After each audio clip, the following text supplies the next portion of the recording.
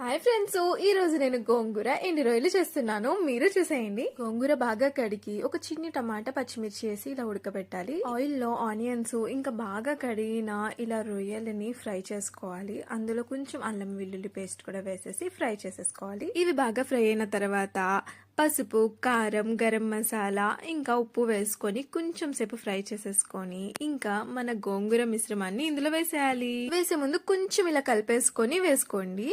బాగా కలుపుకుంటూ ఉండాలి, అంటే అడుగు అంటకుండా. నేనైతే ఇలాగా నీళ్లు ఏమీ లేకుండా ఫ్రై లాగా చేశాను అనమాట. లైట్ గా ఇలా వచ్చింది లాస్ట్ లో. ఇంకా నాకు కళ్యాణ్కి బాక్స్ కట్టుకుని ఆఫీస్ కి తీసుకెళ్ళిపోయాను. చూడడానికి అయితే చాలా బాగుందండి, నోరు ఊరిపోతుంది అలా చూస్తుంటే. ఇంకా ఫాస్ట్ గా కలిపేసుకున్నాను అనమాట తినేద్దామని. నాకైతే ఎండి రొయ్యలు, ఎండి చేపలు అంటే చాలా ఇష్టం. ఇలా ఎవరికైనా ఇష్టం అయితే కనుక ఖచ్చితంగా కామెంట్ చేయండి. ఇలా పెట్టుకుని తింటుంటే ఉందండి ఒక్కొక్క ముద్దలో ఒక్కొక్క రొయ్య సూపర్ ఉంది. మీరు ట్రై చేయండి. మా ఛానల్ ని సబ్స్క్రైబ్